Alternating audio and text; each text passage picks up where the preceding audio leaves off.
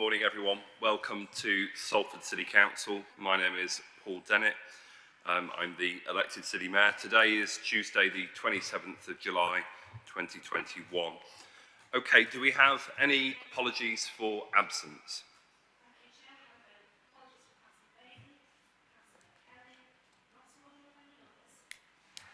Okay, thank you very much. Councillor Hines, Councillor Walsh has just shared. Okay, as per the agenda, are there any declarations of interest that colleagues want to draw the meeting's attention to? No? So moving on to the minutes of the previous meeting held on the 13th of July 2021, can we have someone to propose those as a true and accurate record? Thank you very much. Councillor Cusack. Seconded by Councillor Walsh, was that? Yeah. Okay, wonderful. So moving on to the substantive agenda item, and we only have one agenda item for Cabinet this morning. It's the Greater Manchester Clean Air Final Plan. At this point, I'm going to hand over to the lead member for Planning and Sustainable Development. Over to you, Mike. Thank you, Chair. Members of Cabinet will remember that this item was brought to briefing at the last Cabinet briefing.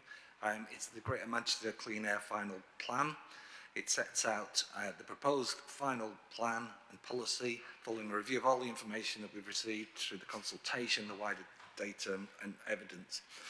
This paper sets out 20 recommendations, including agreement to the plan, to policies, agreeing equality impact assessments, etc. And at the end of this presentation, I would ask that that those be taken as read as the papers have been published and available beforehand. So the 10 local authorities collectively referred to as Greater Manchester, have been working together to develop a clean air plan, particularly to tackle nitrogen dioxide exceedances within Greater Manchester. As you'll know, the greatest environmental risk to public health in Greater Manchester is that through nitrous oxide and nitrogen dioxide and particulate matter. And that 80% of those are produced by vehicles.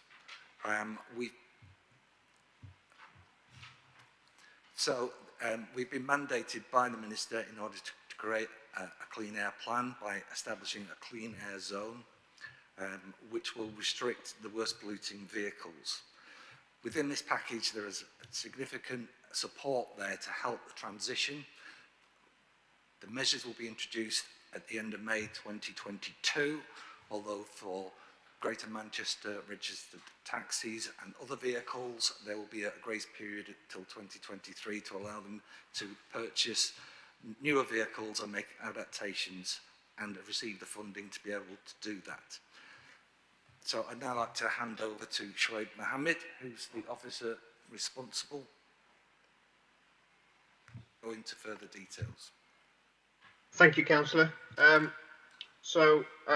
you've summarised it very well, it's all 10 Greater Manchester local authorities have been working together to develop the joint clean air plan, which includes the government-mandated Category C GM-wide clean air zone, with the intention to bring down the legal limits of nitrogen dioxide on local roads in the shortest possible timescales, and that is actually intended to be by 2024 at the latest. The Clean Air Plan also includes a multi-million-pound funding support for GM businesses and organisations to upgrade the eligible non-compliant vehicles. Following the review of the plan, there was an 8-week-long public consultation held in 2020, and the wider data and evidence and modelling work for the final Clean Air Plan has been also published. The plan has now been considered by all 10 GM authorities, and the intention is to have a decision by the end of July from all 10 Greater Manchester authorities.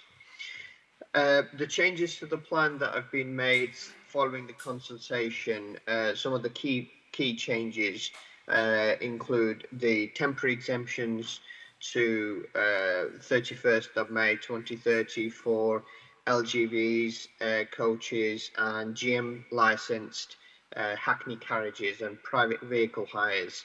So all private taxis and hackney carriages, only the GM licensed ones will actually be exempt from the charges up until May 2023.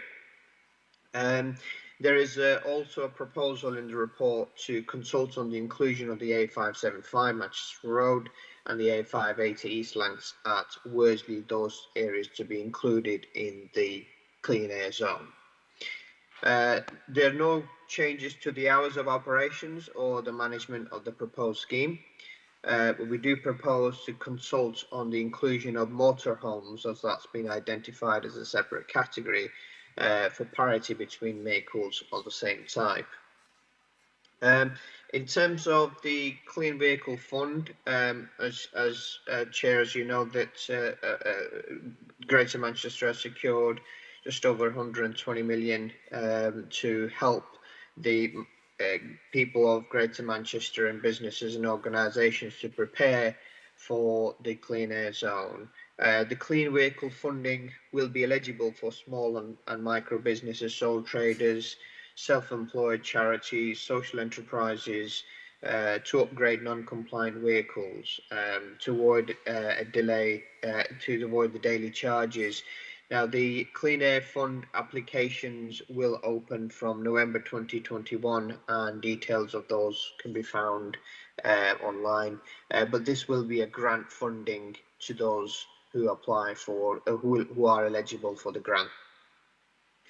In terms of the hardship fund, the final clean air plan does not include the hardship fund, although the feedback from the consultation and the impact of COVID research found that further support was required for GM businesses.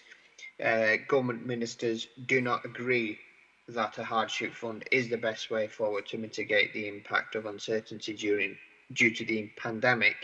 And ministers have cited that there's other support plans in place for the COVID response, hence they did not deem the clean air zone support to be appropriate for those. In terms of the next steps, obviously the report here, as Councillor McCusker outlined, along with noticing the progress made to date, is requesting approval for the plan and to proceed with consultation of the motorhomes to be included along with the new sections of Manchester Road and East Lancs.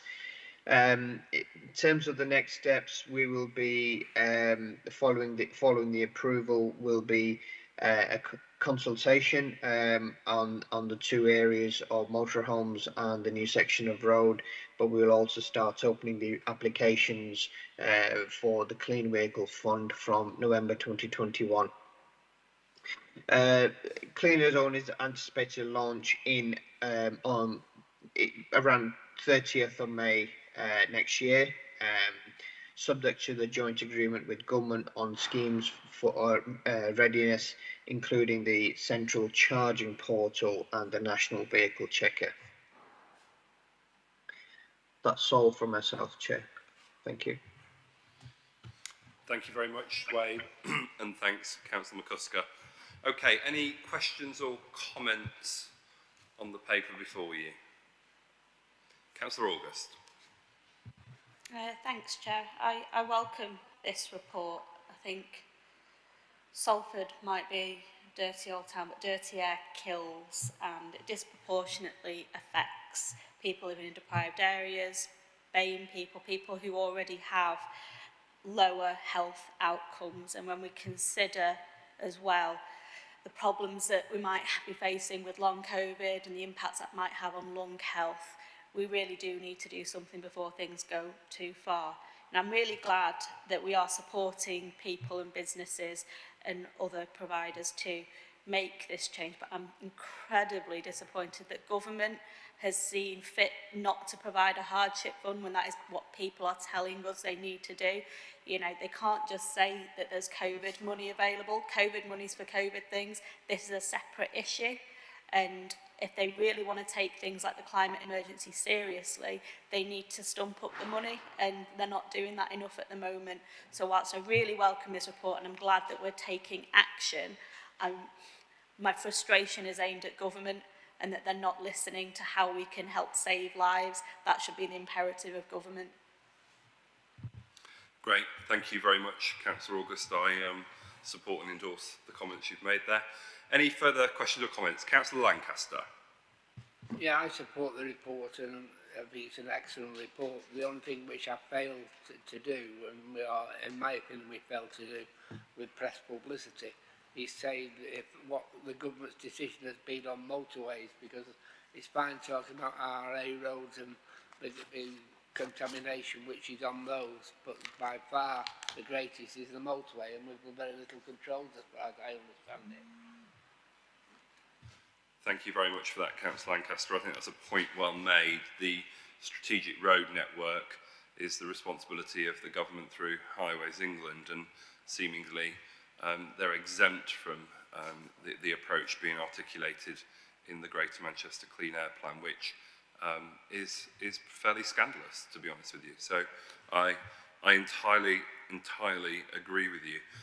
Those, as colleagues will appreciate, are main arteries into the central business district of Greater Manchester, and if you think of Salford alone, we've got the M62, we've got the M60, you know, all cutting through the geography, if you like, of the city of Salford, which is having an impact in terms of air quality. But as Councillor August said as well, the reason why I'm very supportive of this is because we know from the modelling we've undertaken that it's actually the poorer communities who often suffer the poorest air quality, and that does have an impact on health and well-being.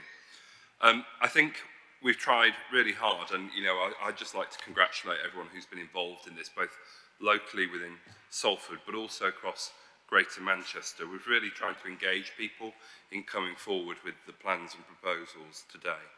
I'm really supportive of the temporary exemption as well for LGVs, minibuses, coaches, hackney and private hire until the 1st of June 2023, because we've, in addition to thinking about the environment, we've also been thinking about the economic impact here on people's lives and people who use vehicles for the purposes of work. You know, this plan also has to take that into an account, and I'm pleased to see that there is a temporary extension there, and I know that's certainly been welcomed by the hackney and private hire, because transitioning to compliant vehicles is a significant cost, and it's a cost that's being incurred post-COVID-19. So that ongoing concern for the economic impact here is still very much part of our thinking. Like yourself, Councillor August, I am disappointed that government hasn't come forward with a hardship fund, and my understanding is within Greater Manchester we'll continue to lobby and influence in that space, taking an evidence-based approach, because as you'll note from the papers, we've actually undertaken our own economic impact assessment here in Greater Manchester around all of this to hopefully, you know, lobby and influence government, which has led to more money coming forward, but still not enough in terms of our concerns around hardship. And I do welcome the funding that government has made available. I think it's appreciated, but I think we are still concerned about the economic impact on people's lives and livelihoods of bringing this forward, and we'll continue to monitor that with a view to lobbying and influencing government further. I don't think I have any other comments to make on it unless other colleagues do. No. I think this is probably the first report I've seen with 20 recommendations, so I'm probably not going to read every single one of them out individually if colleagues are happy with that. As Councillor McCusker said, we're taking it as read that you've obviously read all of these papers, and I know there's been a lot of work and there's been briefings from members around all of this, so you should be very familiar with all of this and the direction of travel. So if it's okay with colleagues, I will accept these recommendations with your agreement. Okay. Agree. Thank you very much, colleagues. Happy to accept those 20 recommendations today at Cabinet. I've not been made aware of any other urgent business, so that concludes Cabinet for this morning. Thank you very much, everyone. Thanks, Joe. Joe, I got your email.